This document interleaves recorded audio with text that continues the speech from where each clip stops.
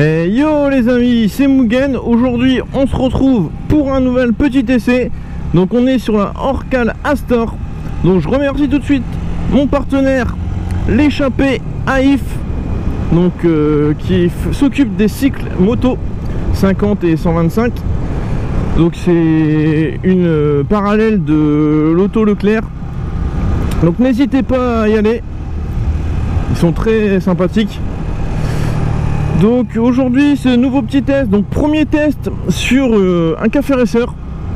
Donc j'espère que ce sera pas le dernier café racer qu'on va essayer. Donc on est sur la moto en Euro 4. Donc c'est pas les toutes nouvelles qui sont sorties, parce que les nouvelles sont prévues pour septembre. Donc normalement au moment où la vidéo sortira, elles devront arriver. Là on est sur un modèle en Euro 4, donc juste avant. On est sur une puissance de environ entre 9 et 10 chevaux, donc ça doit être 9,5 je crois, quelque chose dans ces eaux là, pour autant de couple à 6500 tours pour le couple. Donc on est sur les moteurs sur une base de YBR, donc ce qui est quand même déjà, c'est des moteurs qui ont fait leurs preuves, hein, parce que c'est des moteurs de grosses marques. Et on est sur un tarif proposé, donc frais de mise en route compris environ à 2600. Donc elle est proposée sur l'Euro 4, elle est proposée à 2495 hors frais de mise en route. Donc vous avez un peu plus d'une centaine d'euros, environ 120 ou 130 euros de frais de mise en route, ce qui vous monte à un peu plus de 2600, en sachant que les normes Euro 5 vont encore prendre un petit peu, donc elles vont sûrement être à 2008-2900 euros, en sachant que celle-ci, là, celle que j'essaye là, est actuellement en vente à l'échappée. Alors au moment où vous verrez le test, peut-être qu'elle sera déjà vendue, malheureusement je fais pas les tests, je les publie pas directement, donc elle sera peut-être déjà vendue. Maintenant ça reste une belle surprise. Donc on va voir tous les points sur cette moto. Donc il y aura la position de conduite, le freinage, la reprise. On va faire tout à l'heure un petit peu de périph' pour dire de la faire accélérer un peu. Donc au niveau de la position de conduite, on est sur une moto où on est à dos droit, donc comme si on était assis sur une chaise, en sachant que le confort de la selle, personnellement, je la trouve pas, enfin je pense que ça me manque un peu de moelleux. Je la trouve un petit peu dure. Maintenant chacun fera son idée là-dessus, mais moi je la trouve un tout petit peu dure. Concernant les rétros, sont très jolis, donc on verra tout à l'heure quand je la poserai pour qu'on puisse regarder. Donc les rétros sont très sympas. Concernant la consommation de la moto, alors j'ai pas d'informations, de toute façon je vais vous le dire tout à l'heure, parce qu'il manque, en fait vous n'avez pas d'informations de contour, enfin vous avez le contour mais vous n'avez pas le rapport engagé ni la consommation instantanée, c'est que de l'aiguille, donc vous n'avez pas énormément d'informations, mais ça on le verra tout à l'heure. Concernant le réservoir, vous êtes sur un réservoir de 16 litres, donc ce qui est une très très bonne contenance pour une moto comme ceci. Vous êtes monté à l'avant en 110 70 17 et 130 70 17 à l'arrière, donc ce qui reste du très très bon pneu pour un freinage en CBS, donc pas en ABS, en CBS. Bon, après au niveau du tarif, on se doute bien que ce ne sera pas de l'ABS, mais c'est déjà un bon petit freinage, comme de toute façon sur les CBF et les YBR qui me semble. Donc ça reste pas mal. Au niveau du son de l'échappement, ben, franchement il fait un beau bruit. Je suis même agréablement surpris. Alors je sais qu'on peut retirer la chicane, il me semble, et que il m'a dit que ça faisait énormément de bruit quand on enlève la chicane. Je veux bien le croire, parce que là déjà sans la chicane c'est déjà assez fort. Hop, fais attention, on est parti.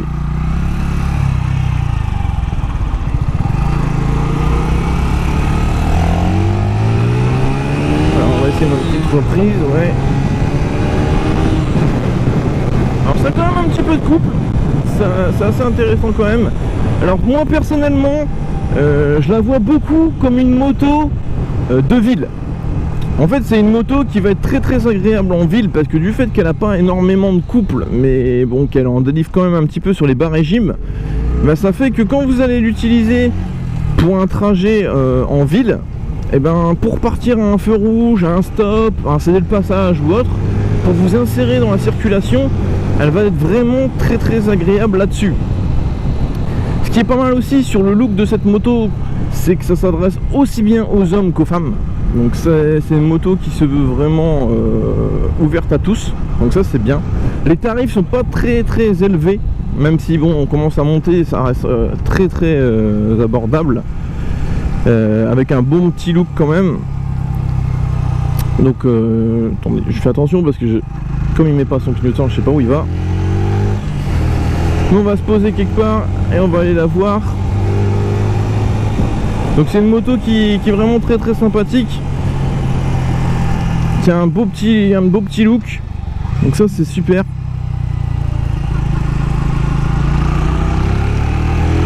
On va aller là, quelque part dans le coin.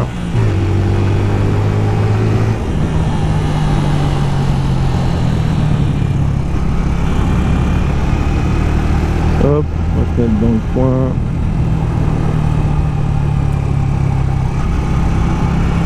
Je regarde juste un endroit où je peux me poser sans gêner personne.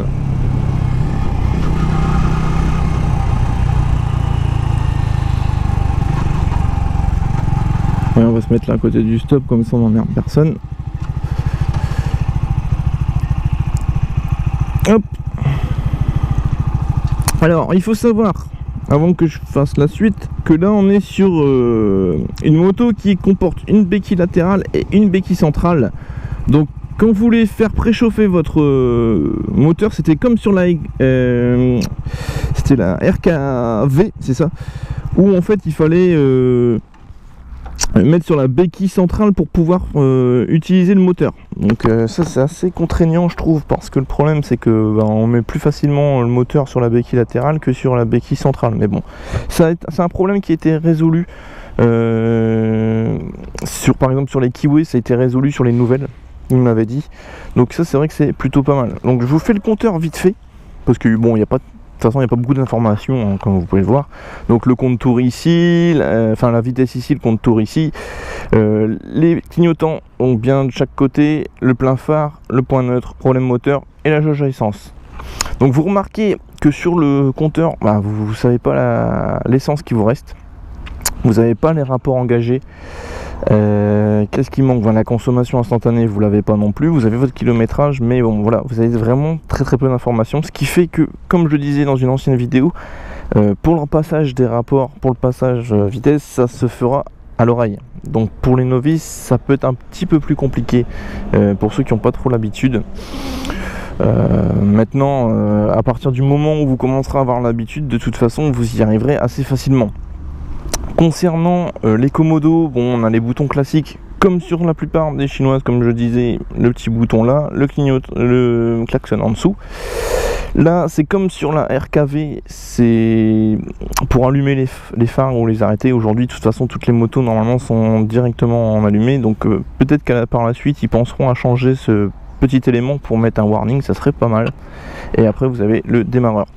Alors vous avez le démarreur, ce qui est bien sur cette moto c'est que vous avez le démarreur électrique et également le démarreur par kick, donc ça peut être assez intéressant. Donc là on va descendre et on va aller la voir. Donc voici la petite Orcal Astor en Euro 4. Donc c'est un très beau modèle. Donc comme je disais à l'avant, vous êtes monté en 110 70 17, 130 70 17 à l'arrière, donc ce qui est pas mal avec freinage en CBS. Le gros phare est assez sympathique, ça fait vraiment les... Enfin, quand vous la regardez comme ça me fait penser, vous savez, aux petites motos qu'il y avait dans les années 50-60, les petites 125 assez sympathiques, et puis ce gros pot d'échappement qui fait quand même assez joli. Ça c'est vrai que c'est pas mal. Il m'a également parlé d'une petite option que vous pouvez installer sur l'arrière pour mettre des sacoches en cuir, en véritable cuir, donc ça c'est vraiment pas mal, parce que c'est vrai que c'est des petites options qui peuvent en plus grossir un peu plus la moto, mais en plus de ça être très utile, parce que forcément ce qui manque sur les motos souvent c'est ce côté rangement qu'on n'a pas. Donc là c'est plutôt pas mal. Le réservoir, comme je vous disais, sur une contenance de 16 litres. Donc un bon réservoir. Après niveau consommation, malheureusement on n'a pas l'information. À mon avis ça doit être tourné autour du 3 litres, 3 litres 5. C'est des motos comme ça consomme quand même un petit peu. En sachant que là, comme je disais, c'est un modèle pour moi qui est vraiment plus fait pour la ville, parce que on le voit, on l'a vu un petit peu sur une petite accélération, on en refera une tout à l'heure quand on repartira, mais vous n'avez pas un couple de tarés non plus, ce qui fait que quand vous allez sortir, pour ceux qui sont hors de ville, vous attendez pas à avoir des performances de fou sur ces genres de motos. Alors, après j'ai pas fait de VMAX, donc là on n'est pas au même endroit que d'habitude. Comme vous avez vu ici on est à objectif IF, parce que forcément comme l'échappée c'est à IF, j'allais pas aller jusqu'à Mathieu pour faire le test, donc là j'ai pas pu la pousser. Je vais essayer de toute façon de prendre le périph', faire un aller-retour pour voir en la poussant un petit peu à combien on peut arriver, mais je pense pas qu'elle va atteindre les 115 ou 120 km/h. Enfin à mon avis, si elle y arrive, surtout que c'est 9 chevaux en 9, quelque chose en Nm, elle va faire à peu près les mêmes performances de toute façon que la YPN. De toute façon vous êtes sur la base de la YBR en performance.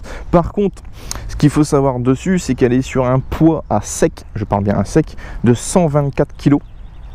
Donc plus les 16 litres de contenance, vous arrivez quasiment sur 140 kg de poids, ce qui est déjà quand même pas mal. Si en plus de ça vous rajoutez la contenance des petits sacs que vous pouvez rajouter des deux côtés, sachant que ça s'enlève du coup quand vous mettez les petits sacs et vous mettez les sacs de chaque côté. J'ai regardé, il m'a montré une photo, franchement ça rend plutôt pas mal, je trouve que ça donne un petit look supplémentaire assez sympa à la moto.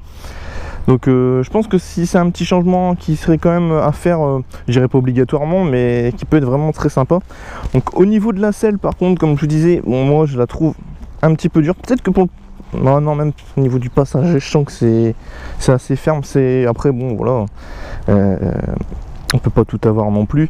Mais par exemple, au vu de la taille, au niveau de la taille, l'épaisseur de la selle, j'aurais plutôt vu une selle en... Comment ça s'appelle, comme sur la Monkey en fait, qui aurait plutôt été pas mal. Après ce qui est aussi sympa sur la petite selle, c'est que vous avez le Orcal à l'arrière qui est écrit, et puis l'arrière des phares. Bon par contre le phare de freinage est assez gros et pas très valorisant, ce qui est dommage parce qu'ils auraient pu faire un truc un peu plus fin je trouve, et un petit peu plus esthétique. Par contre sur les côtés, les clignotants sont assez sympathiques. Moi j'aime bien ce petit look. Et puis les rétros, comme je disais, il y a en rond qui sont assez jolis aussi, ça il n'y a pas trop à dire, ils sont assez jolis. Et puis le carter en gris comme ça qui ressort quand même plutôt pas mal, on va pas se mentir. Et puis les jantes aussi, les jantes en gris comme ça rend bien sur la moto. C'est vrai qu'elle a un beau petit look. Je me suis pas renseigné s'il y avait d'autres coloris, donc après il faudra voir sur internet, mais déjà en cette couleur là je trouve que ça les va super bien. Et du coup comme je disais par rapport au kick, voilà, vous pouvez démarrer. Il faut savoir que par contre la petite spécificité pour le kick, il faut que votre batterie soit vraiment chargée à fond pour que ça fonctionne, ce qui est un petit peu logique entre guillemets. Donc voilà. Après niveau échappement, je ne peux pas vous dire s'il y a des lignes supplémentaires ou pas. Peut-être que des non officiels il doit en avoir sûrement, mais vendus par Orcal, je ne sais pas s'il y en a des vendus par Orcal. Bon, nous on est reparti, on va essayer de faire du coup comme je vous ai dit la petite accélération sur le périph', et ensuite on reviendra, on fera la conclusion, est-ce qu'on en pense de cette moto. Non, c'est une petite 125 assez sympathique. Alors après un autre point aussi, bon après ça dépendra du feeling des gens, mais je trouve que les leviers, que ce soit embrayage ou un frein, ça va, mais l'embrayage je le trouve un peu ferme. Donc après je sais pas, c'est parce que c'est un peu serré ou j'en sais rien, mais c'est vrai qu'il faut quand même assez appuyer fort pour pouvoir l'enclencher. Donc c'est à prendre en considération. Au niveau du freinage avant, ouais, même si c'est du CBS, on est sur un bon freinage.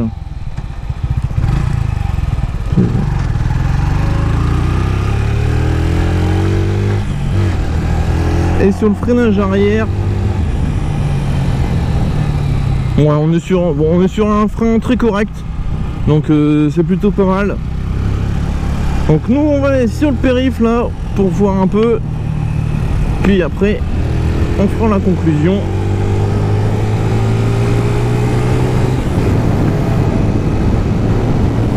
Petite accélération.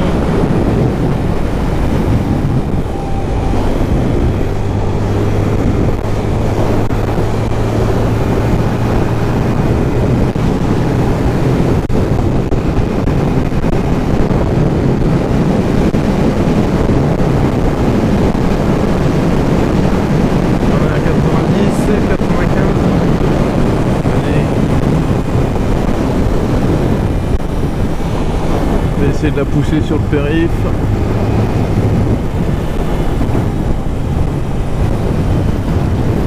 Donc c'est vrai que pour le tarif proposé, en sachant que bon, Orcal, ça reste quand même une très très bonne marque, il n'y a pas à se plaindre là-dessus. C'est assez sympa comme petite moto. Alors il faudra juste faire attention parce que moi tout à l'heure ça m'est arrivé, j'ai pas fait spécialement attention au pot d'échappement. Parce que quand vous baissez votre jambe, si vous faites pas attention, comme il n'y a pas de protection au niveau du pot d'échappement, votre jambe peut toucher dessus. Et donc du coup vous pouvez, enfin ça peut vous brûler sans faire exprès. Comme il est un petit peu ressorti le pot forcément, ben, vous pouvez donc on roule à 9005, quasiment 10 000.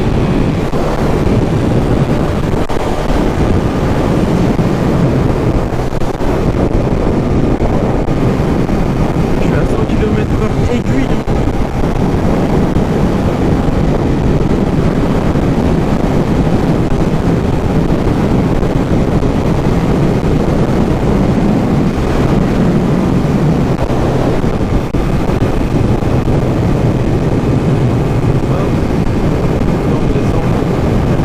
on a fait une petite pointe à 105. Sinon elle se stabilise à 90-95 km/h. Et quand même, de toute façon dans ce que fait la YBR, de toute façon comme je le disais, de toute façon c'est logique, c'est la même base de moteur. Mais c'est pour ça que moi, comme je vous le dis, au niveau de ce que je pense, c'est vraiment la petite moto faite pour la ville. Moi personnellement, je l'utiliserai pas pour une utilisation hors ville. C'est vraiment pour faire de la ville. Lors des balades, si vous tombez sur des gens qui ont des 15 chevaux ou des choses comme ça, qui vont vouloir pousser au maximum, vous allez être un petit peu à la traîne. Et le problème, c'est que si eux font pas spécialement attention à vous attendre ou quoi, et ben du coup vous allez vous retrouver à la traîne et ça serait un peu dommage. Alors après vous pouvez quand même, de toute façon après il existe aussi des groupes qui font des balades entre café racer, qui font des balades entre petits utilitaires, des choses comme ça. Je vous dis juste qu'au niveau du choix des groupes, il faudra vraiment bien préciser que votre moto, forcément vous n'avez pas le même groupe, vous n'avez pas la même puissance et qu'il faut s'adapter à ça pour faire la balade. Mais sinon, à part ça, c'est une moto tout à fait convenable. Juste peut-être changer, moi je changerais quand même, si je devais partir sur un modèle comme ça, je changerais quand même la selle. Parce que pour moi, enfin là, en ayant fait un petit peu de route avec, je la sens quand même un petit peu ferme. Et c'est dommage. Vraiment dommage parce que vu la gueule qu'elle a, les pneus en plus sont assez jolis. Donc ça prend en considération aussi. Enfin de toute façon dans le tarif vous payez beaucoup de choses, hein, le look aussi vous le payez donc mais au niveau look pour Café Racer, c'est vrai qu'il y en a une autre qui me tente très bien aussi, c'est la Mondial HPS. Et celle-là je pense que je la testerai à l'occasion. Elle est pareil, vendue aussi par l'échappée. Donc profitez-en pour aller faire un petit tour du magasin, ça peut être très intéressant. Mais franchement non, pour une reprise en ville, elle a ce qu'il faut. Un feu rouge ou un truc comme ça, les 50 on les atteint assez facilement, donc ça y a pas de souci. Par contre vous ne ferez pas beaucoup plus que du périph'.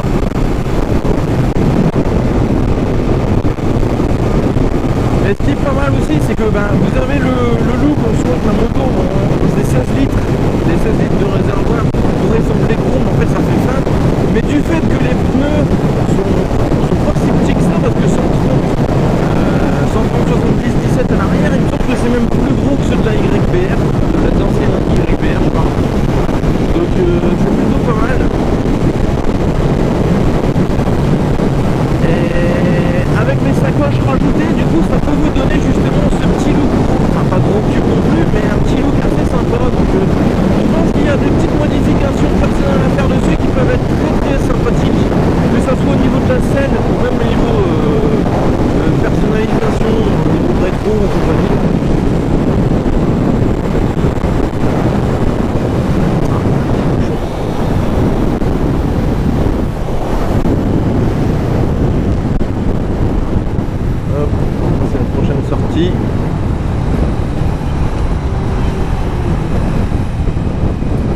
Ça c'est l'avantage de la moto. Jamais prendre les remontées de fil rapidement, on les fait toujours doucement parce qu'il peut toujours avoir un gars qui peut débouler de n'importe où, et encore plus les camions.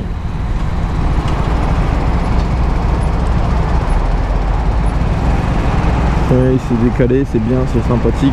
Lui aussi se décale, c'est très fin et gentil. Merci les gars.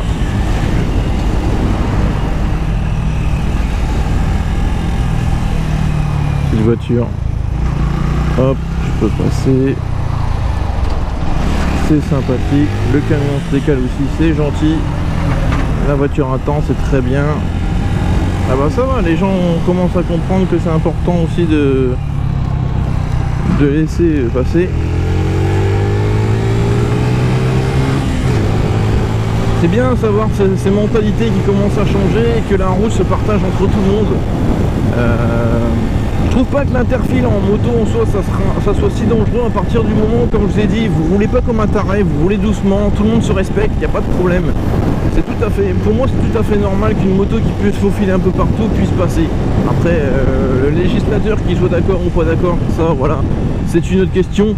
Maintenant, je veux dire, quand il y a la place pour passer, quand vous êtes en moto, vous n'allez pas attendre comme un débilos derrière, parce que là encore ça va, il fait beau temps, mais quand il pleut, c'est chiant.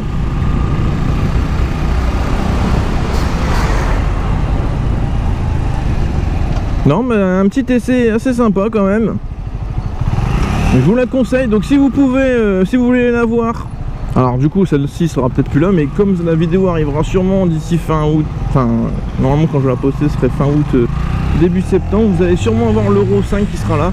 Donc n'hésitez pas à aller à l'échappée à Yves pour la voir. Moi je vous fais un gros V, je vous dis à la prochaine, prenez soin de vous, équipez-vous et profitez du beau temps. Allez, salut les gars. Tell me pretty lies, look me in the face. Tell me that you love me, even if it's